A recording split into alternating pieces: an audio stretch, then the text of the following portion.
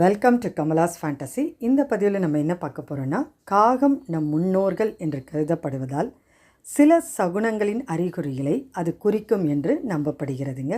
அது என்னென்ன அறிகுறிகள் அப்படின்றத இந்த பதிவில் தெளிவாக பார்க்கலாம். ஸோ வீடியோவை எங்கேயுமே ஸ்கிப் பண்ணாதீங்க. இந்த வீடியோவை சப்ஸ்கிரைப் பண்ணாமல் பார்க்குறவங்க சப்ஸ்கிரைப் பண்ணி வைங்க. பக்கத்தில் வர பெல் ஐக்கானை கிளிக் பண்ணுங்கள். அப்போ தான் நான் போகிற ஆன்மீக பதிவு உடனுக்குடன் உங்களுக்கு நோட்டிஃபிகேஷனாக வரும். எதிர்காலத்தில் நிகழக்கூடிய பல்வேறு நிகழ்வுகள் அறிகுறிகளாக முன்கூட்டியே தெரியும் என சொல்லப்படுகிறது. அவைகளில் ஒன்றுதான் காகம் சகுனம்.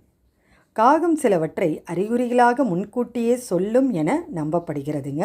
அப்படி சில அறிகுறிகளை பற்றி நாம் இப்போது தெளிவாக தெரிஞ்சுக்கலாங்க. காகம் கூடு கட்ட உபயோகிக்கும் புல், குச்சி போன்றவற்றை கொண்டு ஒரு வீட்டில் போட்டால், ஒரு வீட்டின் அருகிலோ அப்படி போட்டால் அந்த வீட்டில் பெண் குழந்தை பிறக்கும் அப்படின்னு சொல்லப்படுகிறதுங்க.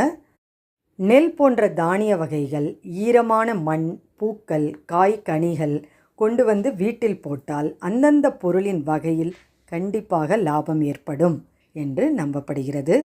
காகம் இன்னொரு காகத்திற்கு உணவு பகிரும் காட்சியினை பார்ப்பது மிகவும் இனிமையான செயலை குறிக்கின்ற ஒரு சகுனமாகும். காகம் பூக்கள், பழங்கள், ஏதாவது இரத்தின கற்களை தங்கள் வீட்டில் போட்டுவிட்டு சென்றால் அவர்கள் வீட்டில் ஆண் குழந்தை பிறக்கும் அப்படின்னு ஒரு சகுனம் இருக்குங்க. சூரியனை பார்த்து காகம் கரைந்தாலும், சிவந்த பொருட்கள் இல்லைன்னா சிவந்த மலர்கள் ஆகியவற்றை கொண்டு வந்து வீட்டினுள் போட்டாலும் நெருப்பினால் கண்டிப்பாக துன்பம் நேரிடும் அப்படின்னு சொல்லப்பட்டிருக்குங்க. காலையில் உங்கள் வீட்டில் காகம் வடக்கு அல்லது கிழக்கு நோக்கி பறந்தால் அது உங்கள் வீட்டிற்கு விருந்தினர் வருவதற்கான அறிகுறியாகும். நெருங்கிய நண்பரை சந்திக்கலாம் அப்படின்னு சொல்லப்பட்டிருக்கு. நாம் எங்கேயாவது பயணம் செல்லும் பொழுது உங்களை நோக்கி காகம் கரைந்து கொண்டே வந்தால் உங்களுடைய பயணத்தை கண்டிப்பாக தவிர்க்க வேண்டும் அப்படின்னு சொல்லப்பட்டிருக்கு. நீங்கள் வெளியே கிளம்பும்போது காக்கா வந்து உங்களுக்கு நேராக கரைச்சிக்கிட்டே காக்கான்னு கரைச்சிக்கிட்டு வந்துச்சுன்னா கண்டிப்பாக நீங்கள் அந்த பயணத்தை தவிர்ப்பது நல்லது அப்படின்னு சொல்லப்பட்டிருக்குங்க.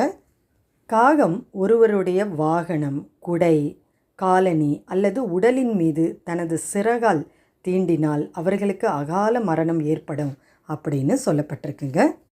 இதில் ஒரு விஷயத்தை நீங்கள் கவனிச்சிங்கன்னா, நம் முன்னோர்களும் சரி, சாஸ்திரத்துலேயும் சரி ஒரு விஷயம் சொல்லப்பட்டிருக்கு. அது என்ன விஷயம்னா, இந்த காக்கா வந்து நம் உடம்பு மீது அதோட சிறகால பட்டாலும் சரி, அது தலை மேலே அப்படி தட்டி விட்டாலும் சரி, நாம் உடனே வந்து நல்லெண்ணெய் தேய்த்து தலைக்கு ஊற்றணும். அப்போ அந்த தோஷம் போயிடும் அப்படின்வாங்க. அது மட்டும் இல்லாமல் நவகிரகத்துக்கு போய் நல்லெண்ணெய் தீபம் ஏற்றி நம்ம சனீஸ்வர பகவானை கும்பிட்டோன்னா நமக்கு அந்த தோஷம் கண்டிப்பாக போயிடுங்க அப்படின்னு சொல்லப்பட்டிருக்கு.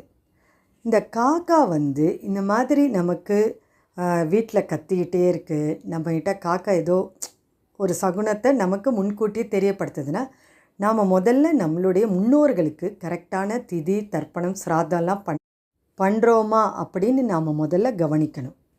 அதோட அந்த காக்காவோட சிறகு நம்ம மேலே பட்டுருச்சுன்னா அடுத்து வர அமாவாசையில் நாம் வீட்டில் நல்ல படையல் போட்டு அவங்க மனசை குளிர வைக்கணும். இந்த மாதிரி செஞ்சோன்னா நமக்கு பித்ரு தோஷமும் சரி, சாபமும் சரி கண்டிப்பாக நீங்கிடும். முன்னோர்களுடைய பரிபூரண ஆசீர்வாதம் நமக்கு கிடைக்கும் அப்படின்னு சாஸ்திரத்தில் சொல்லப்பட்டிருக்குங்க. இந்த பதிவு உங்களுக்கு ரொம்பவே பிடிச்சிருந்தால் லைக் பண்ணுங்கள். உங்கள் உற்றார் உறவினருக்கும் ஷேர் பண்ணிவிடுங்க. அடுத்த ஒரு நல்ல ஆன்மீக பதிவோடு உங்களை சந்திக்க வரேன்.